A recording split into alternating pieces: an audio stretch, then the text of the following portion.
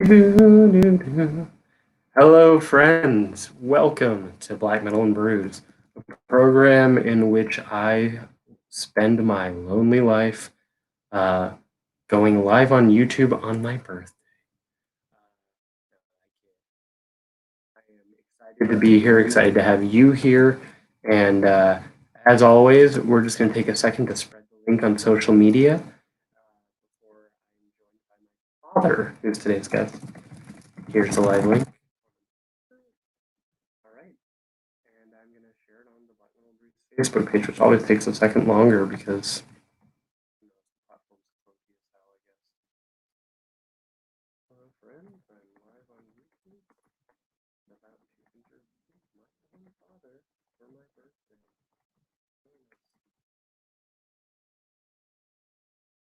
Posted it around the internet. Oh, glad to have you here. Thanks for being here. Before we're joined by the a very important person in my life. We're gonna take a minute to do birthday stuff. Look at this. This is a really awesome shirt I got today for my birthday about the Temple of Gnostic Sonics. Music's not for everyone, which is Andrew Weatherall's radio show that he had before he passed away. And hello,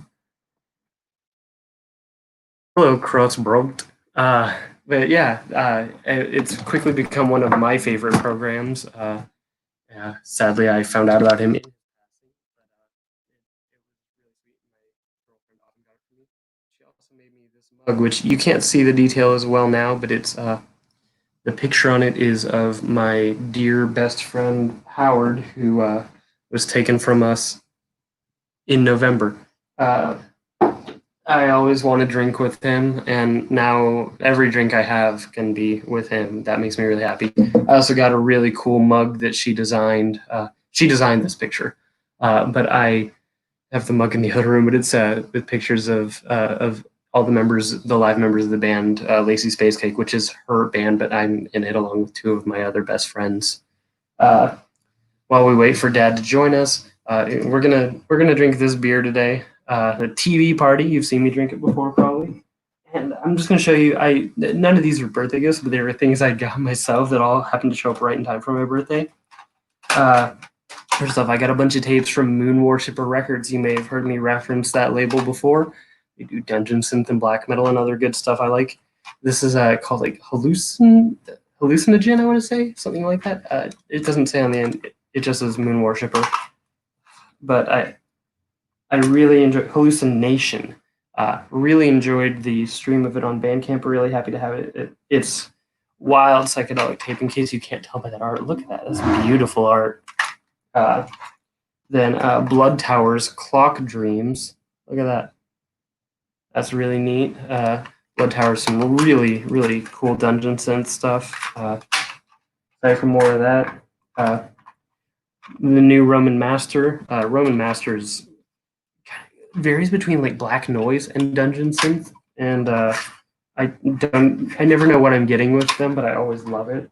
One of my favorite dungeon synth projects when it's doing dungeon synth. Nuit de l'Enfer. I'm Night of Fire. I don't speak French. Look at that. That's some cool art. Look at this little guy. What are they doing to him? He doesn't look like he's having a very good day. You know, sometimes you have a rough time. Sometimes you get sawed in half by demons or whatever. Sometimes you're on YouTube drinking beer. You know, and then I got another parcel from Chondritic Sound, which is it's a record label I've loved for a long time, with a tape from Hasufel. I don't know how to pronounce it. So this is called Winter on the Hill Camorra. It's like a noise and sound collage. What is it? Field recording, sort of altered tape manipulation sort of piece on the Mormonism, I believe, which is what the artist grew up in. Really excited to listen to that, and also from that label from Kendrick Sound, Oil Thief record. Oil Thief is really cool, like kind of like industrial noise, experimental ambient stuff. I'm really excited to hear this. Intentionally went in blind on it, and I'm excited to see how it turns out. Really sorry if you're waiting on my dad. I've sent him the link to join in, but I realized that technology isn't on my side half the time, and I'm assuming that it's probably not on his side either. So thank you for bearing with me. And then I got this one just came in the mail today. The others came in the last day or two, and I waited to open until today because I'm a nerd. Then I got 2 tapes from Colloquial Sound Recordings. My friend Damian Master. The new Axomite cassette, Blood Cult Metal Punk. It comes with. I've got this guy on a shirt and this cool ass Colloquial Sound dragon. Look at that. It's like putting a knife through its own head. Like, oh, that's wild. Oh man, I haven't even opened these. That's how fresh this is. Got buttons and a card. Dude has always gone the distance in terms of design and all that stuff. So, it's cool. It's what it is. Let's see, and got that. Yeah, it's rad. And finally, a Pregnant Lights I&I, brand new. Really excited. Been in love with this project for almost a decade now. And here we are. We are joined by the man of the hour. Hi, Dad.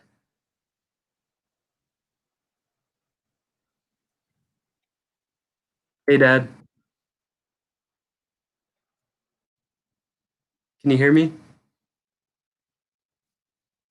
Oh, I'm having a glitchy moment. I don't see you so well.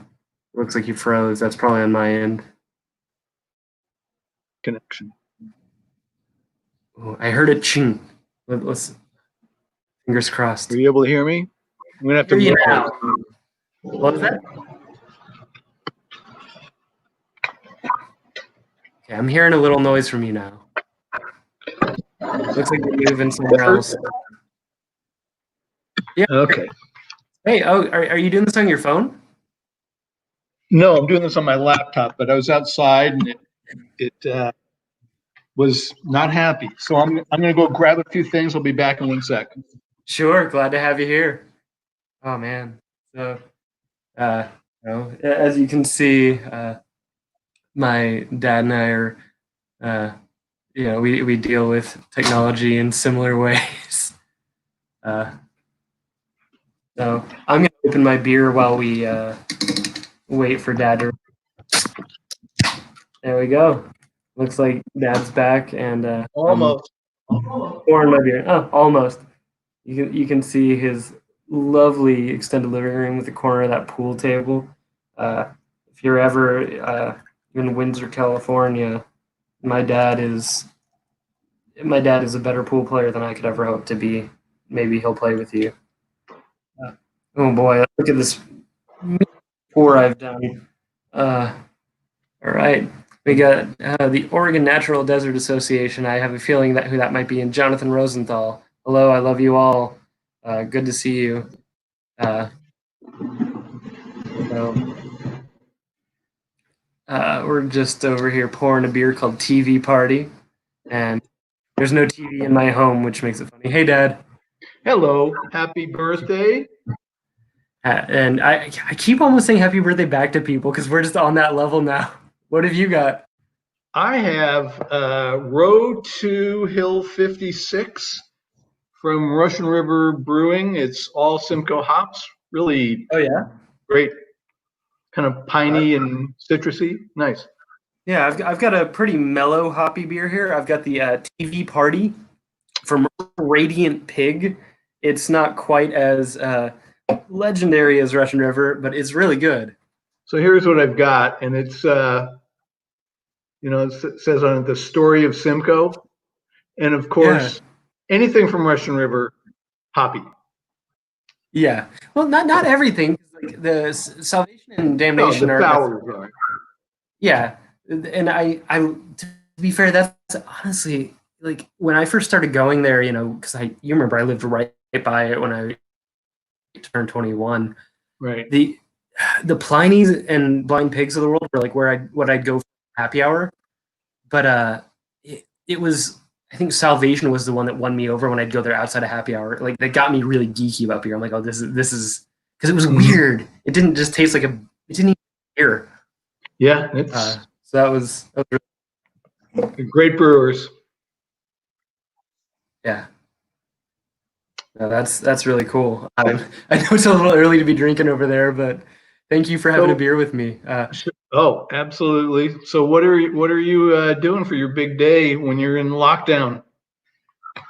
Well, uh, I've had a day filled with love from people I know. Obviously, I got video clips from the family that Autumn graciously organized, and she made me, or she didn't design this shirt, but she got a copy of it for me. It's the Temple of Gnostic Sonics. It was this really interesting radio program called Music's Not for Everyone, which is what the MNF. Sorry, I'm doing this in like mirror, so I can't tell Right. where I'm. Oh, I know. Not for It's a everyone. little weird. It's weird. It's disorienting. You expect it to be like a mirror, but it's not. It was this just kind of like psychedelic off the wall radio program that this fella who passed away earlier this year had, and I didn't find out about him until he died, but I just became very interested because he would jump from like old dub reggae to old rock to new techno to like just whatever it was. It was just like musically omnivorous and but always a running thread, and I thought it was beautiful. So she did that. She made me this mug you can see with my friend Howard on it, Oh, very cool. which I mean, she's a hell of an artist. And I just been relaxing, which is great. It's a high stress time, obviously, and you know, uh, personally and out in the world. So Hmm. All true. yeah, uh, and somebody is commenting that your internet connection is better than mine, and I'm not surprised at all. Yeah, it's kind of weird. I mean, I can't tell if it's me because I'm, on my own, but I am certainly seeing you as kind of fuzzy and me as clear. Yeah, and we both look clear to me, so it's probably me that's having difficulty. Our internet here in New York is this carrier called Spectrum, and they're Yep. mediocre today. It's just what it is. But it's what we have. I think that's Spectrum. I don't even know. I don't even know what I have. It's just we whoever lived here before us had it, and we kept paying the bill. So it just is what it is. So obviously, this is a program about beer and music. And first off, I want to thank you for the playlist you sent. I really enjoyed it. I augmented it, added a couple songs Good. beyond what you've sent to me, based on things that like I have a shared relationship with you with, or a couple songs that I thought you might like. Um, it was really cool because like I always listen to a lot of them, but I've been listening to a lot of Roxy Music and Talking Heads lately because Hmm. I just love this band. So it was really neat to see that you picked them, and not only that, but like songs of theirs that I've been particularly drawn to lately, like the thrill of it all by Roxy Music is one of like it starts so pounding, but then it drops to that weird little like I don't even know what kind of music you'd call that. Uh, Yeah, well, I mean, part of when I was putting that list together, I was thinking a lot of that music, which sounds pedestrian now, was at the very bleeding edge when it came out. A lot of yeah, those artists, even the most bland of those artists, are really unique, I think, in their fields. And so thought yeah, that's kind of what drove me. So yeah. No, and then I opted to take the Talking Head song, "The Big Country" that you selected, and close the whole playlist out with that because like you actually have a story about this, but I think it is a perfect closing song. But right, you told me a story, and I'd love for you to tell it to people about seeing them both open and close sets with that song. right. So I saw them the first time in a club, interestingly enough, called the Roxy on Sunset Strip, and it was really great. It was with my roommate at the time, and we did not know it was the fifth anniversary of the club, so all drinks were free. So it was a good night before we started. And this is a little place where you stand up and it holds, I think, less than 500 people. So it's you're very close, and it's like kind of a curve with two little wings coming out, so they're almost in the corner, and people are facing in. So you're very close. And they played a set, and they finished with that, which hadn't been released yet, and it was.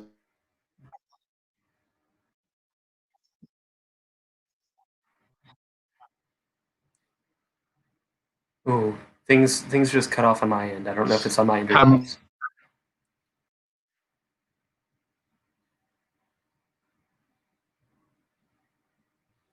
Oh,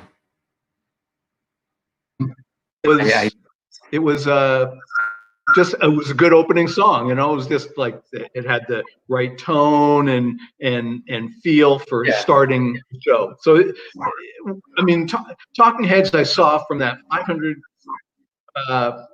people in a club to 100,000 in an outdoor festival, and David Byrne's probably the first person I saw that he completely changed his approach to the audience based on the venue, to how much he had to project. Really, really cool. Yeah. No, before all this pandemic excitement started, David Byrne had that running kind of, I forget what it was called, but the American, is it called American Life? I don't even know. The stage show he's had running for a while with had songs, and I wanted to see it, but it's hard to say. And somebody has just asked, "Are we using StreamYard?" Yes, we are. It's not always the most consistent, but it's what I have. And between that and my internet, and we've also been asked if you have a beer, because I have a beer. I gotta remember which way to swing it in here. Yeah, I know it throws me off every time. I've been doing this for a couple weeks now, and I still don't know yet. Well, I mean, because just this is my left hand, but for me, it's coming from the right side, so it's a little. Yeah, it's weird. It's really weird. I get it. And this was early drinking for me. No, I know. I don't typically drink early. I had a tiny drink, like had sushi for lunch and had like a pour of sake. Excuse me. A splash of it, but I was like, I'm not doing more than that. I'm just gonna spend the whole day napping if I actually like drink that early in the day. Right. Yeah. That's the problem. Kind of, it makes you feel mellow, but then you never feel unmellow. You just want to take a nap. Yeah, exactly. And I mean, I love a mid-afternoon nap, especially since what else am I doing in quarantine? But I'd like to have my wits about me today. Yep. You want to remember your birthday usually. I'm sure some are less. Well, I don't know. Not always. Some people would say the best birthdays are the ones you don't remember. Huh?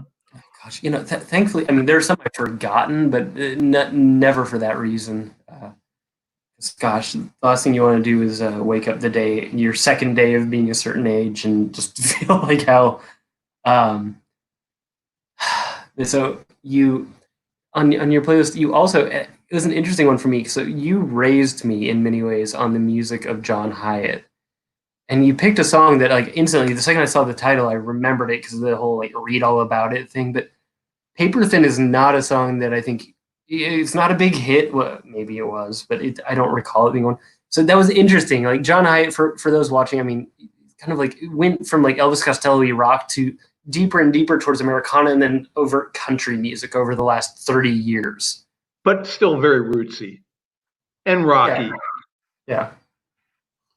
Well, so that song, Paper Thin, really you should toast him with the beer because it's kind of about him giving up drinking from his younger days. Because he talks about, what's going on between these tavern walls. But that song, he plays almost every live show now. Unfortunately, his live shows now tend to be kind of jukeboxy, and he doesn't play more recent songs, some of which are fabulous. Yeah. But that's kind of on his standard set list. And it is actually pretty hard rocking the way they play it because it's got a good twangy, loud guitar, just chordy thing. Yeah.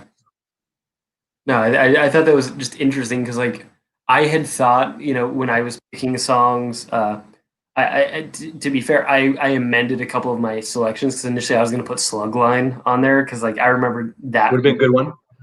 Uh, and so we've been asked what we're drinking because again, not everybody joined at the beginning. I Okay. TV Party by Radiant Pig. It's a New England Pale Ale, so not quite an IPA, but a little hoppy, juicy, light because it's hot as sin here. And how hot is it?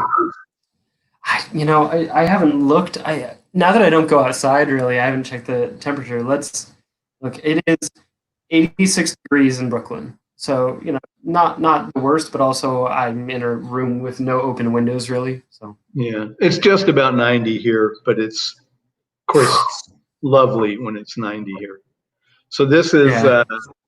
called Row 2, Row 2 Hill 56 from Russian River Brewing Company, which is a local brewery here. We have lots of small breweries, craft beer places.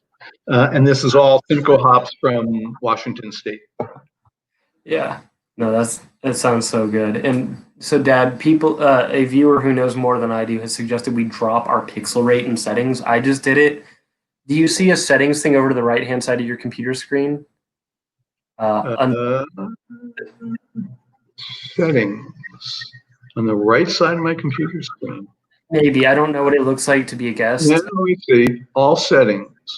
Settings, and then there should be a camera setting. Once I get into the all settings, No worries. I'm not seeing. Just in this window, not in the internet browser. Yeah, let me try it again. No Okay. worries. Yeah, because it should say like it should be below comments and stuff. It should say settings. Oh no. So yeah, I'm not seeing it below the comments. You And don't see a settings box for this window we're in. If so, don't worry about it. Cam and Mike. Let me. Oh, there it is. For camera, yeah, if Camera you resolution. I have standard right now. Should I go to I, low def? yeah, go to low def. It's still, I mean, yeah, it's just going to zoom in closer. Basically, it's kind Good. of Okay. so hopefully that'll work a little better for displaying to everybody. Good. Cool. Thank you for Hello, this. everybody. And of course, Corinne finds this hilarious, which is great. Is that Corinne sitting For there those watching- laughing yeah, at us? no, the Desert Association of Oregon. Yeah. It's my younger sister. For those who don't know who Corinne is, it's great to have the whole family here. And Is Corinne having a Belgian right now? Corinne, you should be drinking a Belgian beer. And also Autumn's watching. Everybody's watching. Yeah, it was good. I feel like the last time Is I Lacey's Space Cake that's Autumn? Autumn. Oh, Uh, nice name. yeah, well, because that's the name of her band that I'm a live Oh, member. Uh, and Corinne says, "Why wasn't she invited?" Because I figured you wouldn't want to have to put up with my shit for this long. You can opt out whenever, but Dad can't.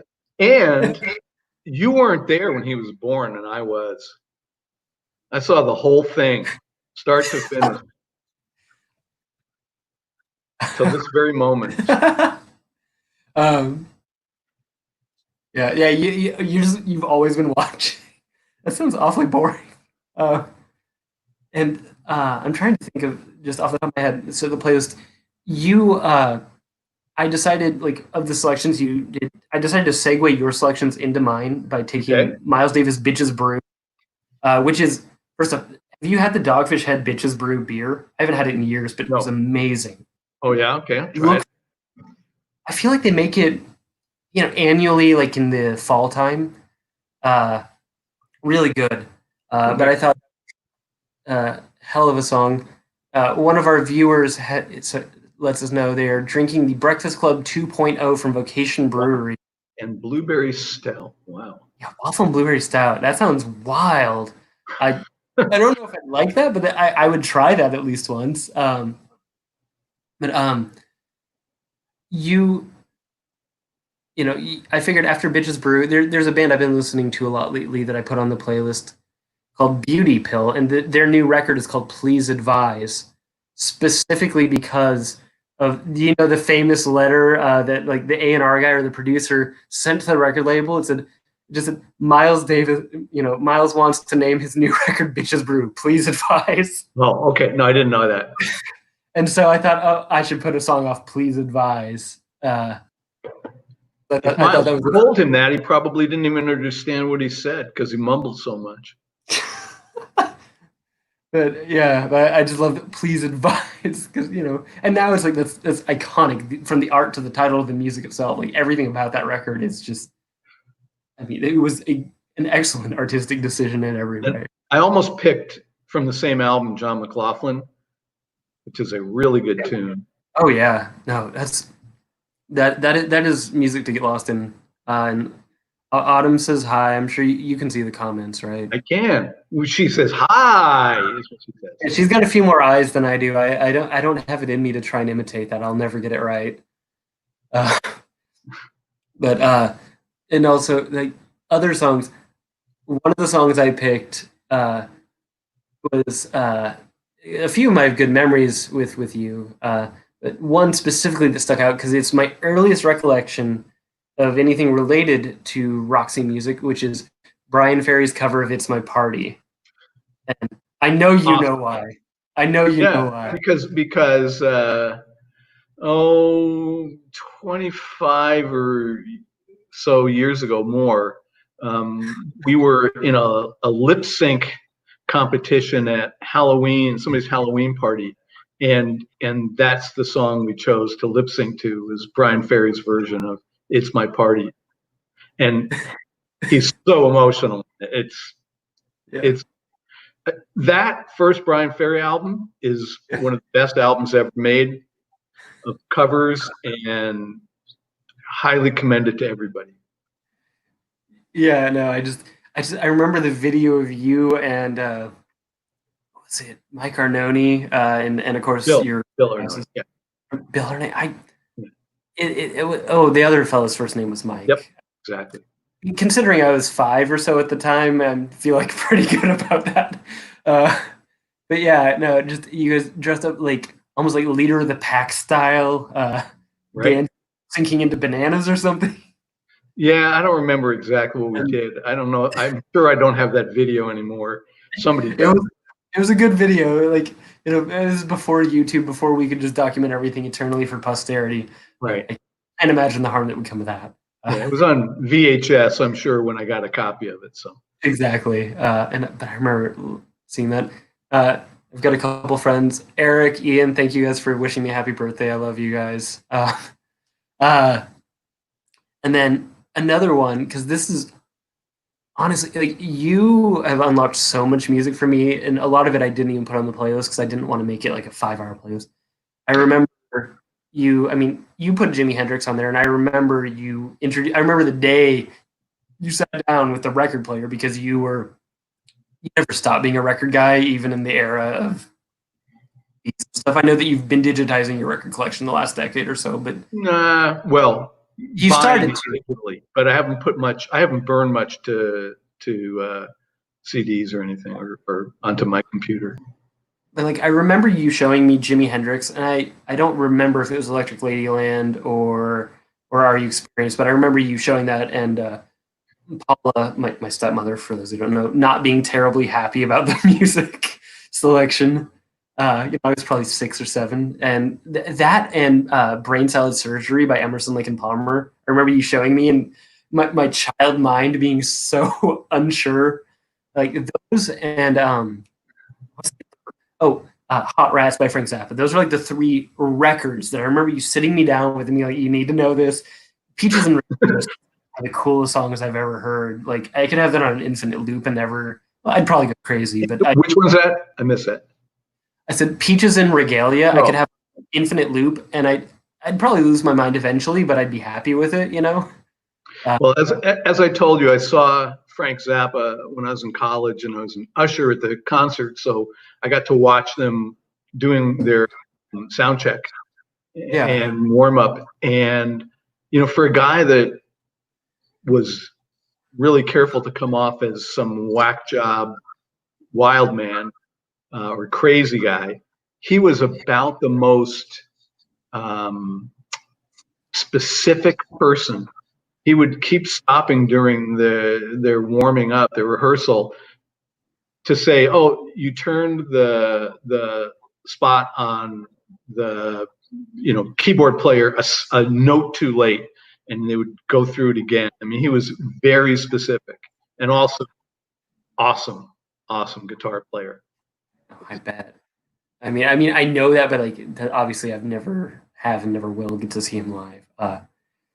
But so those I didn't put on the playlist because like you put an Emerson Lake and Palmer song on there, and suddenly you're out 8 or 9 minutes at least. But I put on I again a song I have a distinct memory of you showing me, and it in probably tied with the band X, which I first heard through Mom, but you both shared a love for. I put Devo's Mongoloid on because I remember you taking me for a drive, and I don't know if we were going somewhere or if we were just having like a weekend day. It was just you and me in the car, and you put on the "Are We Not Men" CD, but you specifically put on Mongoloid, and I remember, one being a child, the word sounding made up and silly, and I mean, it doesn't have the best connotation socially now, I know, but it's a 40-odd-year-old song at this point. But it is still like to me that is kind of like the epitome of punk rock, like distilled down.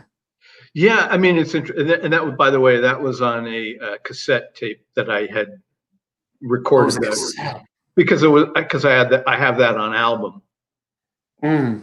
and I wasn't putting albums onto cassettes. Yeah. I don't think I had a cassette player in my car at that point. I don't know, maybe only, or I mean, a CD player, only a cassette. Yeah.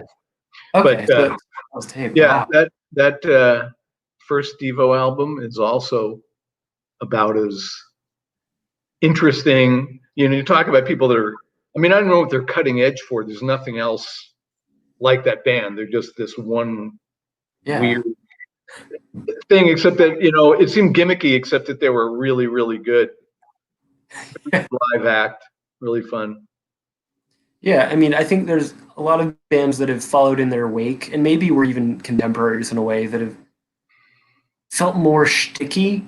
And I mean, Devo was all about shtick, but somehow it also transcended that. But like Oingo Boingo and whatnot, like, which I love Oingo Boingo, but it's also you can't help but feel like it's a little too funhouse sometimes.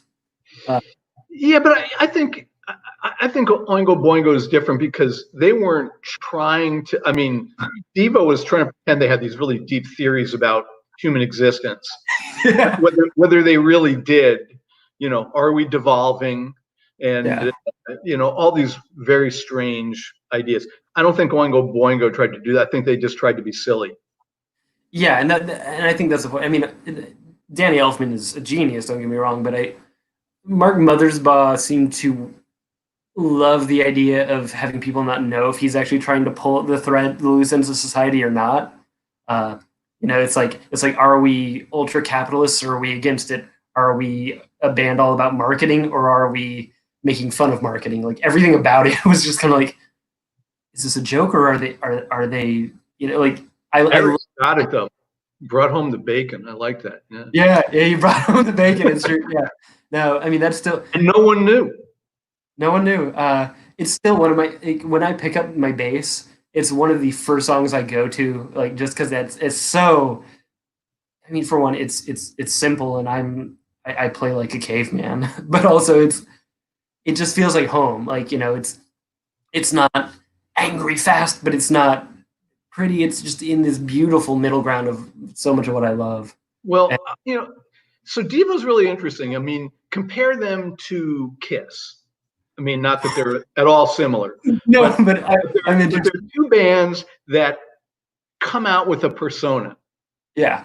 And never drop it. And Devo is changing outfits, and they never ever crack. Yeah. I've never seen Kiss. I don't know if they ever crack. I'm sure they learned how to play it really seriously, but it's so ridiculous to begin with that you say, I mean, it's not about anything other than how weird can we look, or at the time. Yeah. No, I mean, I'm not a Kiss fan. I've never been a Kiss fan. No, never been a Kiss fan. But I'm just saying, as a, Yeah, I'm trying to think of somebody that came out to be a performance of this visual concept. Well, actually, Roxy Music. I told you the first time I saw them, I didn't like them. I was ushering again at college. I had reviewed their album for my school paper and did not give it a good review. The audience was as hard to control as any, or completely unruly. Brian Ferry comes out dressed like Adolf Hitler. And halfway through the first song, I thought, this is one of the best things I've ever seen. They were that good. yeah, They were that good. and mind you, folks watching, you're watching two Jewish people talking about this. Like it's obviously not a condoning of Hitler. No. So piss take, obviously. Like we need to put that out there in the world. I'm just like, um, but yeah, no, Roxy Music, and we've watched videos of them playing on like Old Grey Whistle Test and stuff, and every member of the band looks like they were like plucked out of a different band that has nothing to do with it. Like Brian Ferry looks like a lounge singer. Brian Eno, for the time he's in the band, looks like he fell out of the moon, or maybe David Bowie's backing band. Right. One of the guitarists looks like he's in a ZZ Top sort of land. I mean, it wasn't like the other guys were dressed like stormtroopers. He just came out dressed like that. Some other guy, exactly. I don't remember, might have been like a cowboy. I mean, well, Brian Ferry commands the stage, kind of. So you can. Yeah, he is the focus of attention. And as I said to my friends, I was trying to describe it later. It looked like he was trying to dance when he was set in a huge Jello mold. Very slow motions, having nothing to do with the rhythm of the song or how fast he was singing. Just completely spacey. That's in a good way. Yeah, I mean, obviously we saw him a few years after you did, but seeing him last summer was incredible. He played mostly Roxy cuts, but a few solo. And so now is he still doing his little striptease thing? Taking off the bow tie and loosening the button. I think he decided to keep us all in anticipation and did not do the striptease till after he left the stage. Oh, okay. That's probably good at this point in his life. Yeah. Yeah, I don't. I'm assuming he's a few years older than you. Yeah, he probably is. He's probably in his 70s or 70. Yeah, so I can also imagine not wanting to go through that. But he still has an amazing voice, and still absolutely gave me the chills when he played in Every Dream, Home of Heartache and stuff. So nothing lacking. Good band with him. Amazing band, and great. The two very important components. Amazing bassist, because when you're playing a lot of that Roxy stuff, even though they had so many different bassists, you have to be good on bass if you're playing a lot of that stuff. And the violin and stuff sounded incredible. So no, it was a great band. Great backing singers. Killer. One of the best shows ever. Thanks, Autumn, for taking me to that. Then the one other song that I remember putting on the playlist, inspired by you, is what I think is your favorite song by my favorite band, which is Jumping Someone Else's Train. Oh, yeah. No. It's either that or Boys Don't Cry would be my two favorite Cure songs. Now, you've seen The Cure how many times? Like 3? No, I think I only saw them once. I only saw them once. You saw them at the one show where the dude stabbed himself? Yeah. You were, that's wild. It was a little weird. So, for we're not. We're up in the balcony of it's like it's called the LA Sports Arena. I don't know if the building is even there anymore. It might be. And what year is this? Like, what year? 87, maybe. Did I exist?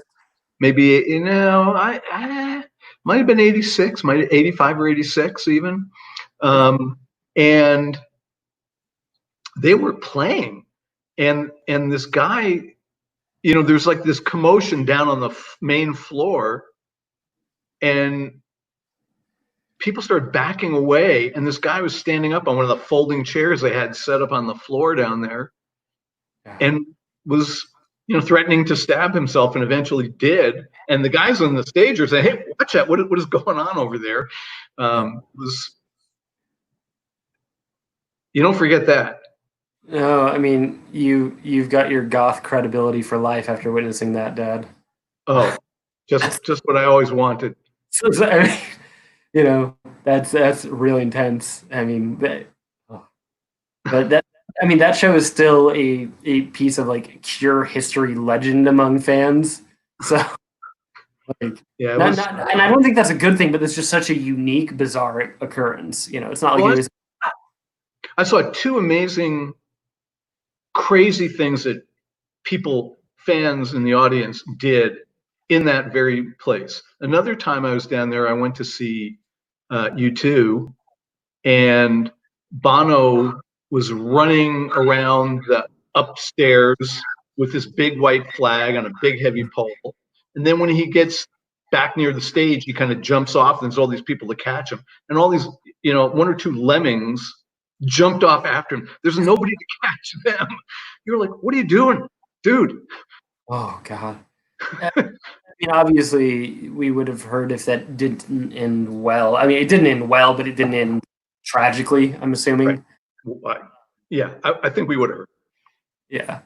Uh, and you've also told me before because I wanted to talk about shows we've been to together and things, but you saw the Ramones live, and I love your story about that, and I'd love to hear about that. So yeah, they were they were playing at one of the gymnasiums at UCLA, and not Pauley Pavilion, not some big fancy famous place, but looked kind of like a high school gym with a wooden floor and a stage at one end. Yeah. Where multi-purpose room, whatever they call those things. And there was an audience in there of, I don't know how many people, but they could have very comfortably filled the whole place, but chose to take the first 25 feet from the stage and just pack in like sardines.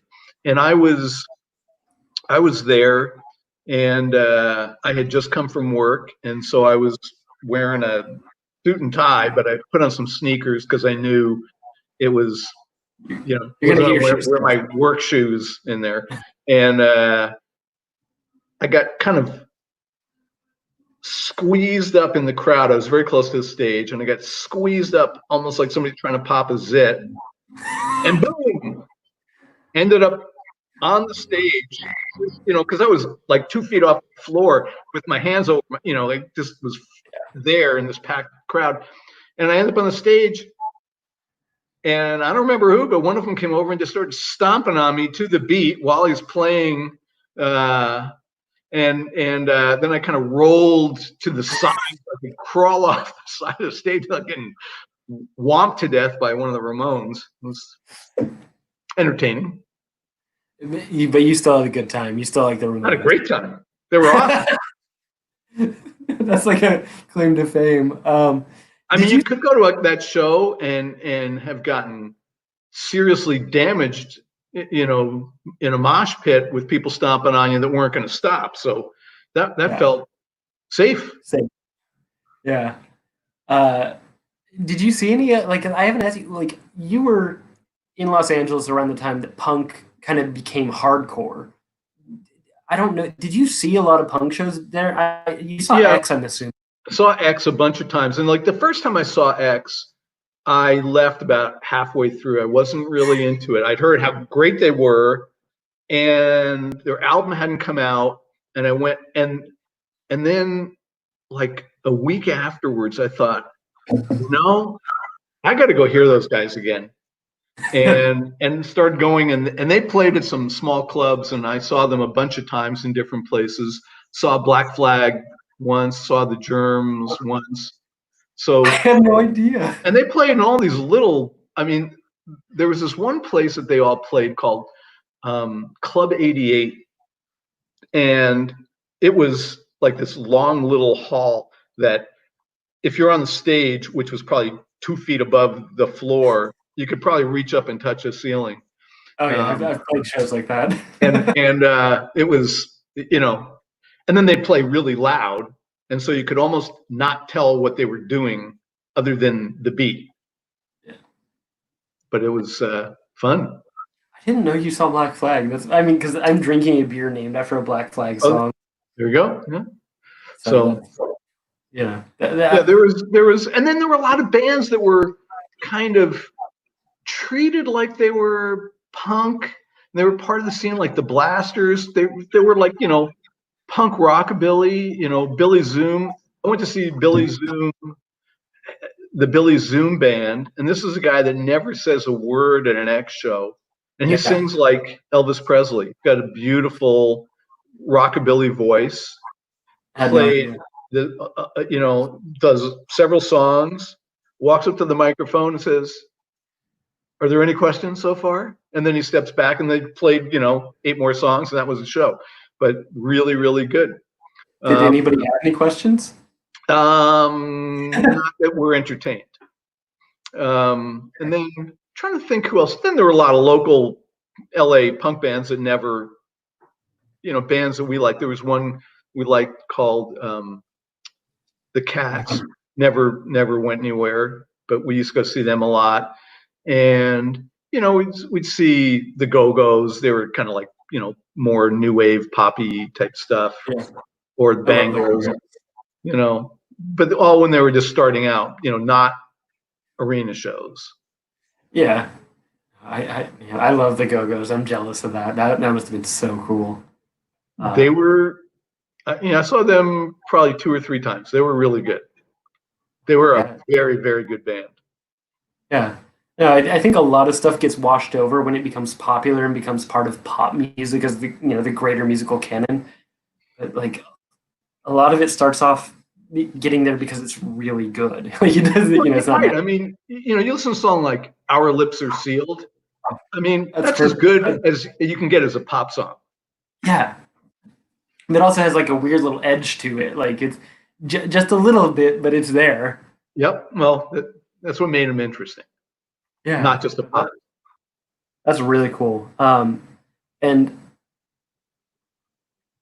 since it's the other topic that we deal with, beer, you've been a beer drinker forever, but when I was a kid, I remember you were more of a Miller Genuine Draft guy, and wine was where you really geeked out. But in the last 15 years, maybe more, maybe less, I feel like you've become more involved and interested in craft beer. And a lot of it seems to have overlapped with me developing my interest in it. So I think, certainly more of a wine drink. Wine, Yeah. 50 times as often as I drink beer. Yeah. But as I was saying earlier, there's a tremendous number of fabulous craft brewers around here.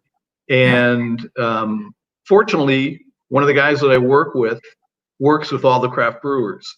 And so he introduces me to all of these different places and tells me what to try and who's doing what. And so, and he actually got certified to be a judge at craft brew competitions and things like that. So he's really taught me about approaching a beer the way you might approach a whiskey or a wine. And, just, oh, is that refreshing? There's more to it than. Yeah. And have you, and so obviously, everybody starts and you have, a style that brings you in or something. Obviously I know you like IPAs. Where are your passions in beer? Like, what do you like the most? And is there anything that you've tried that really stylistically, not just a single beer, but that just does not click for you? So I'm not really a fan of Belgians.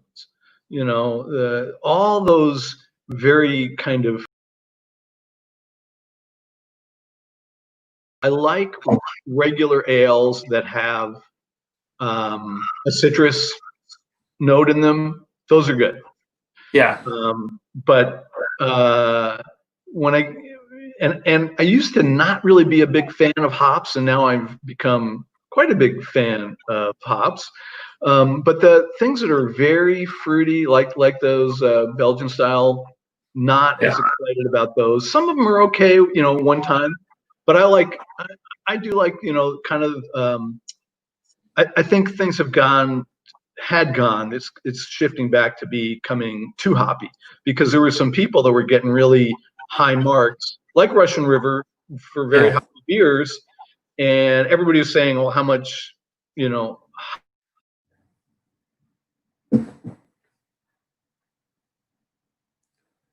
We're having a momentary pause freeze on my end. hopping kind of, but but uh, but I like, so like for example, Russian River, their claim to fame is Pliny the Younger, which they make for 2 years a year, but they year round, which is a triple hopped IPA, they Yeah. do a double hopped IPA all year, Pliny the Elder, but Yeah. they have just their regular IPA called Blind Pig, Yeah. which is one of my absolute favorite beers. So I Yeah. think that one's more delicious because the flavor to me comes through more, and it's a little lower alcohol because of just the brewing style. Yeah, no, if you're enjoying it, you want to have two and not feel like you've put yourself on your ass. Uh, Well, that's the thing, when they do the Pliny the Younger, and people will literally wait online for hours. I mean, like you get the little hours, marks. Yeah. and you get two or three 10-ounce pours. But on the other hand, they're 12%, and so that's Yeah. probably Yeah, no, I mean, I've got a bottle of Dogfish Head 120 minute in my fridge. I don't know if you're familiar with that beer or no, so Dogfish Head is, do you know Dogfish Head Brewery? I do. Sure. Okay. Out of Delaware, their flagship beer is the 60-minute IPA. It is an IPA that is, I want to say, continuously hopped for 60 minutes after the process or whatever. So it's pretty hoppy IPA. And they have the 90 minute, and then they have the 120 minute. And 120 is like this holy grail. It's so hoppy that it's not hoppy. Like in the way, like if you touch an ice thing that's too cold, it feels hot. That's how hoppy it is. It feels sweet almost. And I thought I'd drink it, and then I'm like, oh no, this is like 19% alcohol, and I want to enjoy my conversation with you, not Take be. 120 minutes to drink it, right? Yeah. And I mean, I've had it maybe 4 times before because it's like, you know, $15 to $20 bottle of beer, depending on where you're getting it and when. But every time I've had it before, I've shared it with friends. It's like, oh, we're having a bonfire and everybody's gonna have a tiny pour of this, taste it, enjoy it, and say, cool, I had that experience. Uh, I'm much more into session ales than those big. Like, I think for a while there were triple IPAs, like regularly on the market. Yeah. There's this brewery in San Diego called Green Flash that had an IPA, a triple IPA, or I think it was an Imperial triple IPA, maybe just insane, called Palate Wrecker. And that's exactly what it does. And it's like, well, enjoy this. Like, I want to have my palate. I want to taste this. I want to, like, you want to have an experience, not just say, oh, I got wasted and had this thing that tasted like licking, pine salt. Like, that doesn't sound good to me. Why? So some What's people wrong like, with that? I'm not one to judge others, but for me, it doesn't sound like fun. Okay. Yeah, But somebody go ahead. anti-hops, light beer or nothing. There we go. Yeah, and that's that. My younger sister says that it's the law. We don't know Okay. in this family. Well, somebody's on this pallet wrecker, somebody's going to probably make a beer if they could get away with it. If they could put it on a label that would be like, drink shit and die or something like that. And, and you're like, I don't really want to.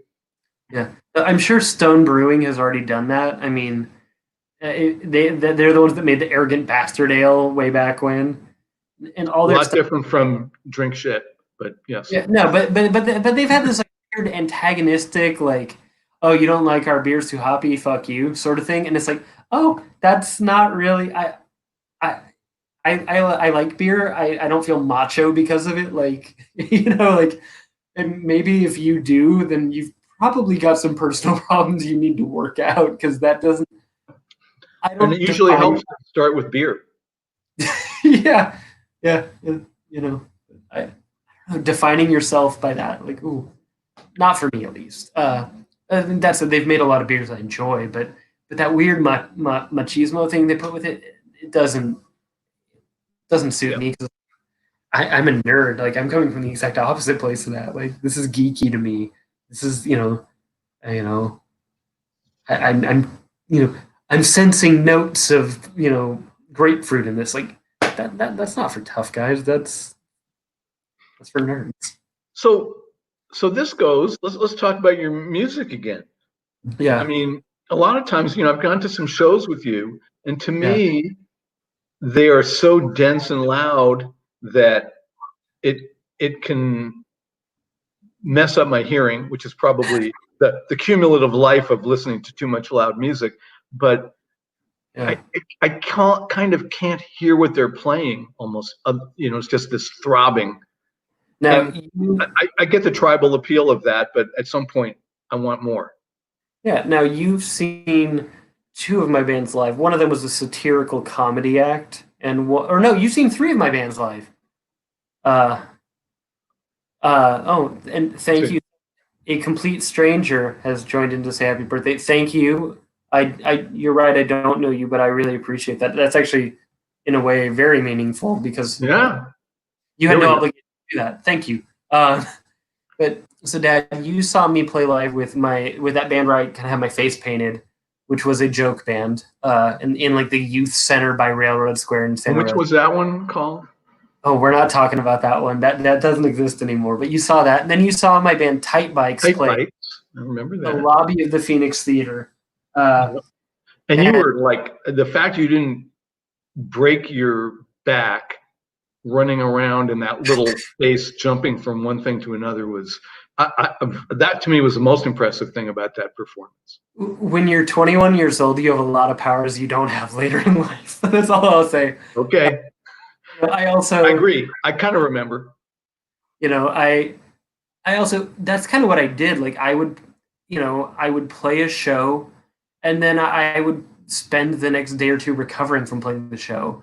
Like, some people decide to have a fun night out drinking or something. I could probably count the hangovers I've had in my life on my hands. Like, I've never been that person, but the number of shows I've had a full 24 hours to recover from is a lot, because that's what I do. It's like, it's kind of, I think you were the person that actually told me the philosophy of, if you want to hear it clean and understand it, you're going to listen to the record, and if you Right. want to feel it, you're going to see it live. Well, and that was X to me all the way.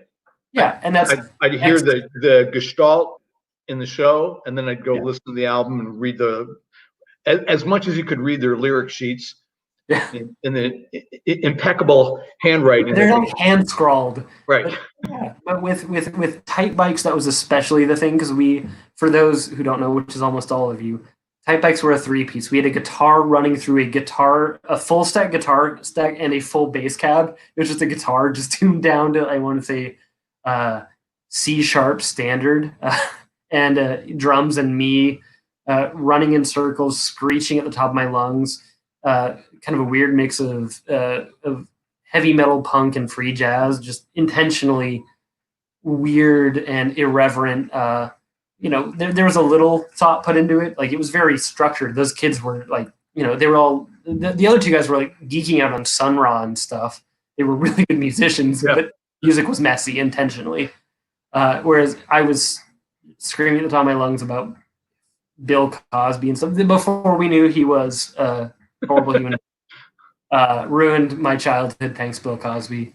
Ghost Dad was such a staple of my childhood. Like, because I think Jackson and Brandon, my cousins, showed me Ghost Dad when we were kids, and I really loved that. But and then you saw my other band, which was Devour the Masses, which was That was the one at the Days Inn. at that hotel. Yep. It Weird. was in the lobby of the Days Inn. I developed a relationship with the Days Inn. I don't remember how.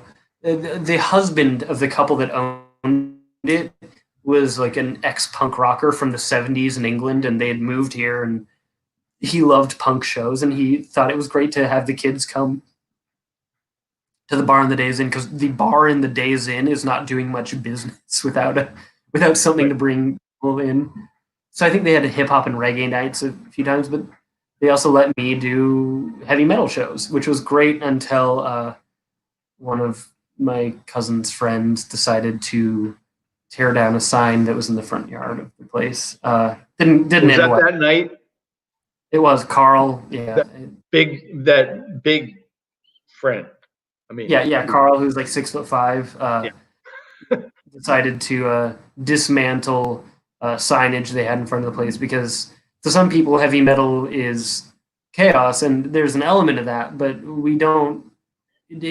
We never disrespect the people that go out of their way to welcome us in, because that's a sign of trust, and that trust was broken. But that band that I was in at that point, that was unarguably the most put together of them. It was again, for those watching, it was a 5-piece band. It was very technically proficient. I didn't just yell in it; I sang a little, probably not as well as I should have, but again, I'm 21 years old, trying to figure it out. One of the songs was like pretty much a book report on the plague by Albert Camus. It was. If you're watching this and you know your heavy metal stuff, which is probably a lot of you, we were somewhere in the realms of Opeth at the Gates and Between the Buried and Me, with a little bit of Cynic thrown in. Very, very nerdy metal. But I'm sure for you, as somebody who's not enmeshed in that, it probably was just another loud band that my kid is screaming in. And thank you for enduring. Interesting. I mean, you had a pretty good guitar player, and you had an awesome drummer in that Yeah. band. Awesome. Yeah, no, and our bassist. I mean, I will say everybody in that band was more talented than their age would usually imply. Our drummer is now a professional drummer. He drums for a living in soul bands and R&B groups. And I mean, he went. That's why the band broke up. He moved to Los Angeles to go to music college, because Right. it's an incredible drummer. Our bassist was also amazing. I later found out that he developed a lot of those skills under the influence of psychedelic drugs, because he would just do something and get lost in the bass, which I can't advocate for that, but it worked for him. you know. I just finished reading Jorma Kaukonen's autobiography, and it was shocking to me the level of drug addiction he got into. I mean, it was really kind of surprising to me. Yeah, I think. You never know what people are doing when they're up there. Yeah, I think for everybody, there can be a degree to where something puts you into a headspace that is good for you, and I think there's obviously degrees to where it can take you beyond that headspace. Yeah. For me, when I was singing in a heavy metal band, it was like, oh, I'm gonna do one shot of alcohol right before I go on, so I'll get that little burn and rush and maybe a little absence of concern, but I need to also be able to not trip over myself. Uh, Now that I have to play bass in a band, it's like I'll sip a beer while we play, but I can't actually, let myself get away from myself. That would be bad. But I think my main inspiration back when I could, rest in peace, was caffeine. I haven't had coffee in a year and a half now, so. I have to go look at something from Jay for a second. I'll be right back. Sorry. Do it. So for those watching, Jay is my father's brother. He is a wonderful human being. Everybody in my family, I can safely say, is a really good person who I'm really glad to know. Jay is a theater critic, and was the first instance I knew of somebody writing about art and doing that in a way that people cared about and connected with them. I went to see a couple of theater shows with him when I was a small kid, visiting him in Florida where he lived. And it was really eye-opening. So Dad and Jay are talking. Things in our family, with the pandemic and with families being what they are, there's a lot of need for us to correspond. So, Dad and Jay are having a talk. But yeah, so my dad has seen me play live with 3 different heavy metal bands. The first one that I don't want to talk about as much was a comedy black metal act, and the whole Sorry. goal was to basically. No, that's fine. I was just telling people about the first band that you saw, which was a satirical black metal band, where we basically were making fun of wizards and Satan and all the tropes of heavy metal. We had a crystal ball and a sword on stage with us. I have no idea how we got into a youth center with those things. I mean, it was definitely an ornamental sword. You couldn't cut a stick of butter with the thing probably, but still like. So you said that we were going to talk for a minute about shows we saw together. Yes, and I wanted to talk about that. Do you have one that you want? There was one particular show that I took you to, and you know Yeah. which one it is. I do. It's I am enshrined forever in a DVD from a famous band. No, not that one, but that one's Not an that one. interesting. No. That one's interesting. Oh, Okay. the first. My The first. David Byrne.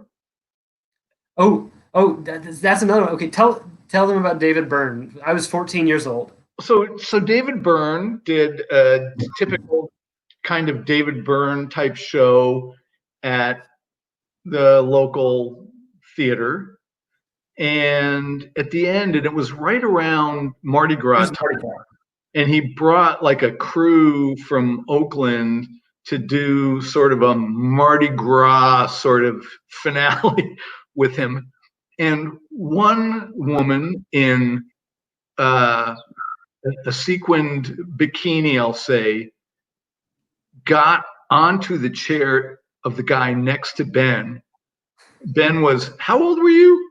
I was 14. I was in my freshman year of high school. And was basically grinding her crotch into this guy's face. And I was just thinking, what is my 14-year-old son thinking about this as she is, kind of writhing and dancing, and this guy sitting there grinning from ear to ear. And I'm like, oh my God. To be fair, I was thinking this is pretty tacky. Like I was, and I'm a late bloomer in many ways. I'm still coming to terms with adulthood at 33. But it was weird on so many levels because one, it was a marching band sort of rendition of Once in a Lifetime, so that was weird. It was also just like I just remember thinking I'm like, oh, this is kind of corny. Like I'm like, why is she doing that? That's kind of dumb, you know. But also it was especially weird because it was the theater and the arts center in the same building where I went to high school. Right. That's weird. Okay, and we just got a comment, haha, about this from my friend Matt. Now, Matt studied guitar with Yorma, or under Yorma. Really? He's told me some stories about learning guitar from this individual. I'll have to pass them on to you because maybe Matt will leave in the comments here. But fair enough. I had that moment of like, wow, because he's just telling me about going to dude's farm and learning as a kid. And so the mountain show was also interesting. Yeah. Because tell them that because I made you're 15 then. I was 15. This is like a year later. I've bleached my hair because I had tried to dye my hair. I got in a chlorinated pool and all of the hair dye came out. So I had gone from having bright blue hair to having bright yellow hair. I look like a complete idiot. And look like a K-pop guy. Yeah, no, it's true. K-pop didn't exist, or at least wasn't in my knowledge at that point. But yeah, absolutely. And so I'm 15 years old. I'm probably the youngest person in this show by at least a decade, if not more, seeing the band Mountain at the Mystic Theater in Petaluma, California in 2002, probably. Yeah. Maybe. And Dad. So I was a big fan. In fact, on my playlist, I almost put a Mountain song on because I was thinking at different periods of my life, what were my absolute favorite bands? And Mountain was certainly one when I was in high school. And I know that they were very popular where I live now on the West Coast, but certainly in the Northeast, they were a very big band. I mean, I played at Woodstock and as a pretty well-billed band. So anyway, show up there and there's like I don't know, 150 people maybe in the audience, maybe. Was they had to be bummed out. And yet, unbeknownst to us, they're filming the show, they're recording the show for a DVD they're going to put out. And so all the stuff that we saw at the time that we thought, oh, that's interesting, was all the setup stuff to make the DVD. And the way they filmed it, it made it look like there's a pretty good, really excited audience, good sized excited audience there. I mean, people were excited. It felt like it to me because I wasn't as used to going to big shows yet. So, But anyway, at one point in the show, ooh, we've got another hiccup on my end. um, he handed his pick to Ben, who was right up at the front of the stage, and asked him to, just kind of strum the pattern on the guitar. Ben had never done this before. Ben is like not doing it that well, and Leslie West just rips on him like, "Get this kid out of here," or something like that. Because I just assumed the guitar was magic, and as long as you go like this really fast, and just the thing will come out as it needs to. I didn't realize that the strumming mattered. I thought it was where your hand is on the fretboard. So I thought, as long as there's a constant sound, it'll be good. I remember that. I was really scared. I'm like, what the fuck? Like, I'm like, kid, you're giving me this, and you're this wild old like New York Jewish tough legend, maybe New Jersey Jewish, but they're kind of the same sort of rough and tumble rock and roll. Like, oh, I don't, and he does that, and I'm like, and I remember I'm doing that, and he kind of goes like, yeah, slow, yeah. It's on YouTube now, so I'm immortalizing. He's like, somebody throw that kid out of here afterward. Like, it was a really good show, and if you look at the DVD and you get around some of the corny parts like that, they put on a good show. I mean, unfortunately, the bass player wasn't as good as Felix Pappalardi, but what are you going to do? Yeah, you can't really have Felix Pappalardi at the show. So, well, you could. He would have been in the little urn on the side of the stage. Yeah. Yeah, no, and I remember they mentioned him, dedicated a song to him, etc., which was probably again for maybe they always do it, but maybe it's for the DVD. It's hard to say. But that was really cool, and there's 3 other shows I want to talk about with you, maybe more. Actually, there's more.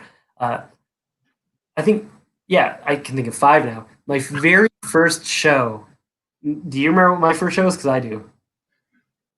Maybe John Hyatt. I don't know. Or Elvis Costello. Before that, you took me to see Buddy Guy. Oh my gosh!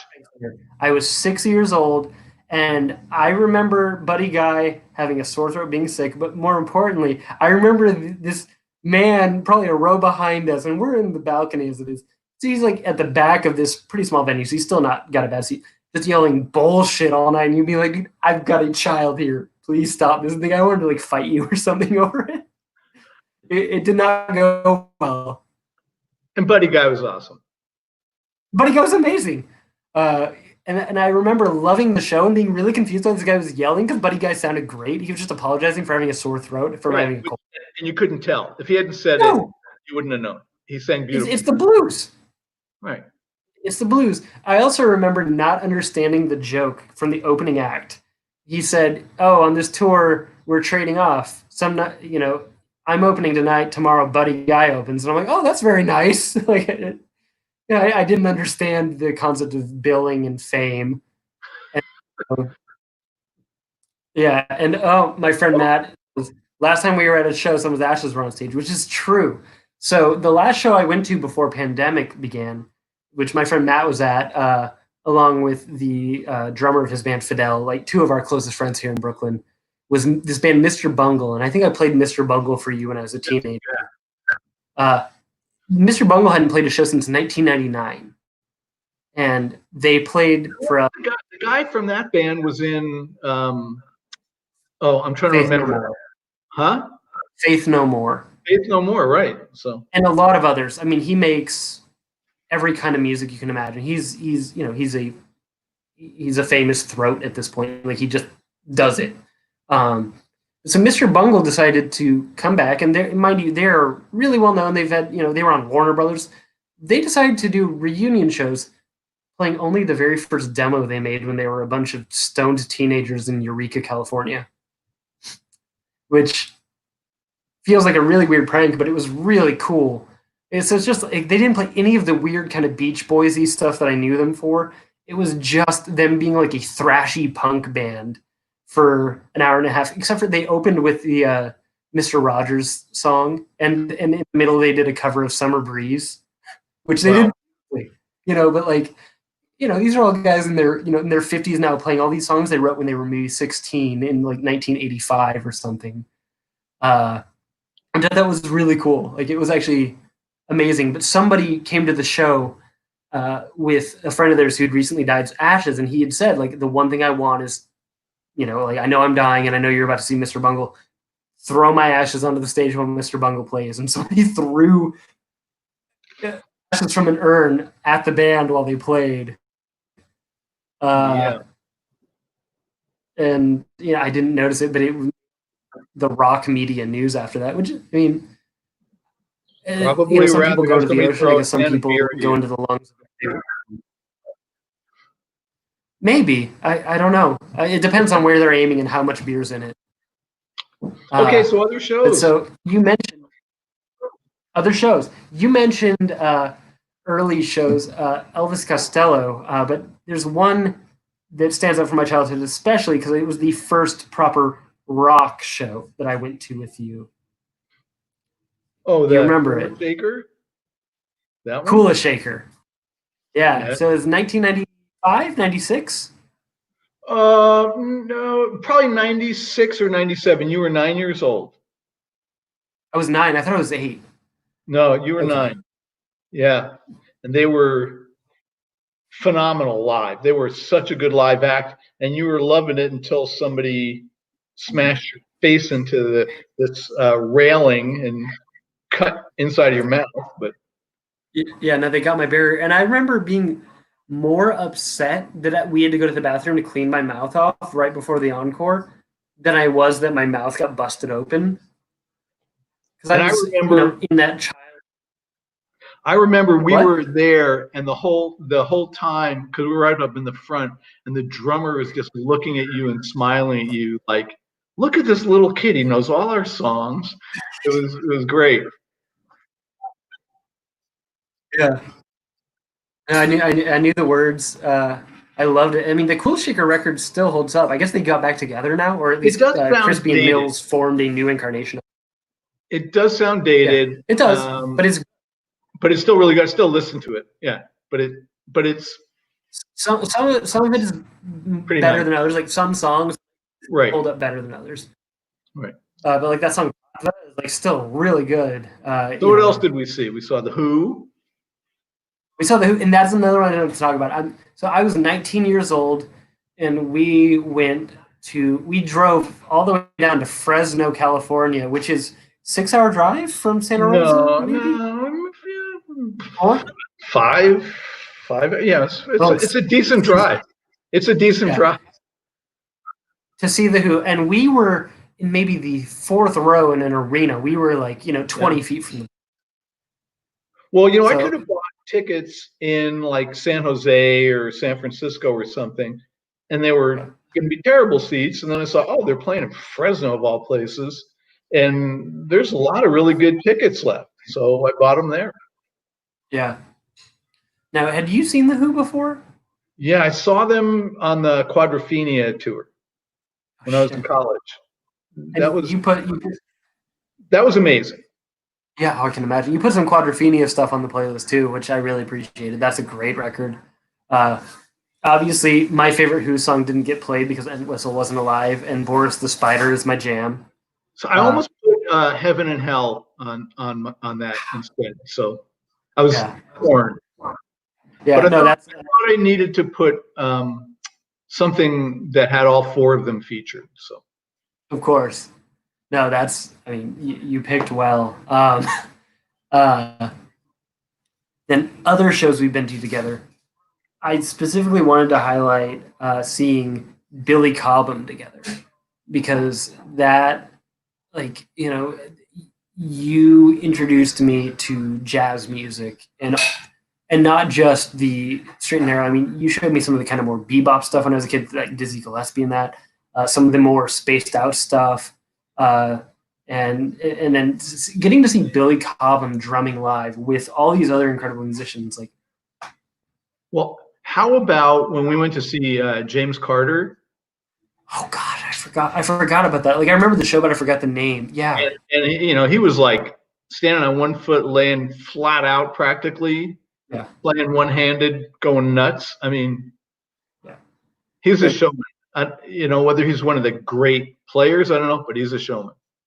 yeah, and I also wanted to talk about, and just a guitarist that you showed me to, who's still somebody I really love, and I don't love as much the band he joined, but Nels Klein. Yeah, well, yeah.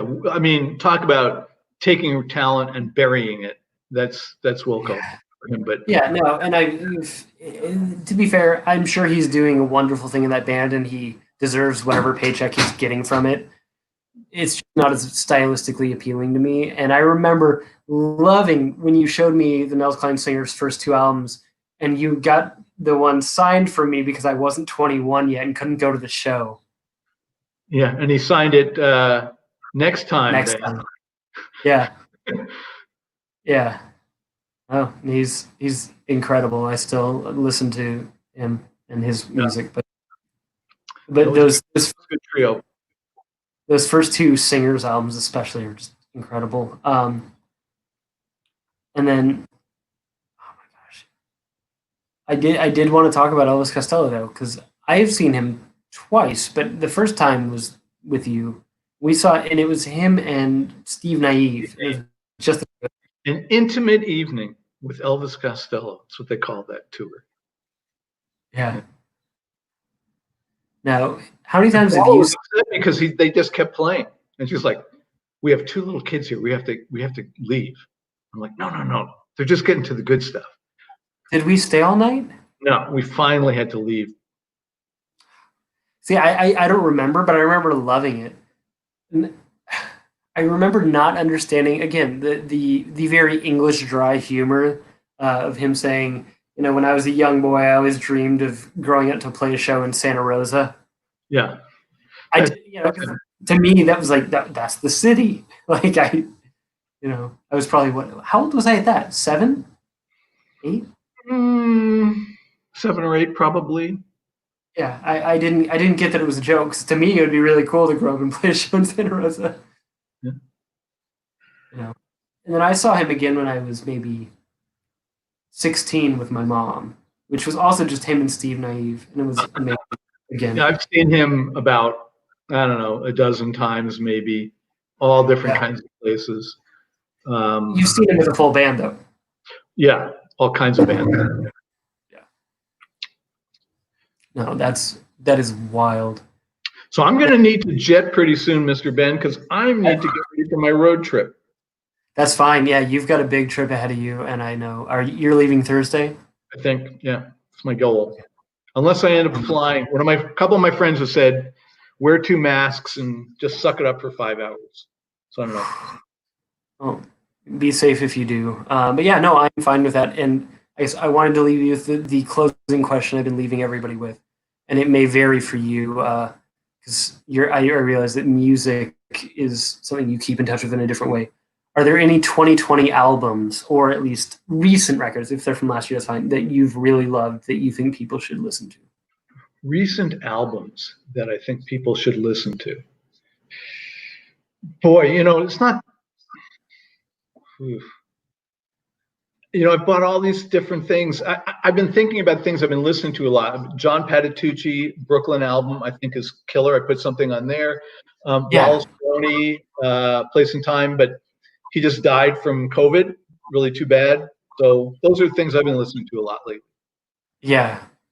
Well, Corinne just left a comment saying you should fly if it's direct. Okay, there So we go. It's never direct, not to there. that's never direct. Well, thank you for taking the time to talk to me. Oh, happy I birthday. I love appreciate it. you. Love you too. Thank you. And I'm gonna check the mail after this, and maybe I'll have your letter that you sent. Let's talk next year. Yeah, I mean, let's talk before then too. Okay, Hopefully, good. All maybe right. not like this, but Yeah. I love you. Take care, Dad. Bye. Bye. All right. So thank you. That was my dad. He and I both love music, and I love talking to him. As you can tell, that he's inspired a lot of where I've gone and where I've been musically, and he's endured some of the stuff. I remember being maybe 16 and playing the red chord for him, saying this is jazzy metal, and it is and was. But I remember him saying it made him so angry he wanted to punch someone, which maybe that's what he gets out of heavy metal. I didn't, but I remember just being like, I won't play this again for Dad. Uh, so I remember him liking the Dillinger Skate Plan, but we're never going back there again either because don't want to find out if that was a fluke. So thank you guys for being here with me on my birthday. Thank you for not making fun of me. Thanks, Dad, for not making fun of me. If you like what you're seeing, I do spend money on the service that allows me to broadcast with other guests. I've got a Patreon link below. You don't have to give though because there's a pandemic on and a lot of us are financially compromised. But if you've got $1 or $2 a month to throw towards an idiot drinking beer, you're welcome to. I love you all very much. Thanks for being here. Oh, I released a song today, the first song I've ever put out for the public from my own personal stuff. I recorded it by myself. It's not perfect, it's a demo uh, under the moniker Obstacles for Men. Uh, and if you want to Google that, it's on Bandcamp and you can listen to it. Uh, some people have been buying it. Don't buy it. I don't need you to buy my one song demo. That's silly, but thank you. It's flattering and I love you if you've done that. But just, you can listen to it. So that's kind of my birthday gift to you. Additionally, if you really want to help me celebrate my birthday, give to bail funds in the community. Give to causes that are supporting the Black community during a time of extreme duress, oppression, and hopefully resistance against police brutality and and racism, specifically anti-Black racism. Uh, Black Visions Collective in Minneapolis is a great one right now. The Brooklyn Bail Fund for those of us local to New York is great. Look into local bail funds for your region. Black Lives Matter. Thank you very much for being here. Thanks for helping me celebrate my birthday. This was kind of the one thing I wanted to do was goof off with my dad, and I got to do that.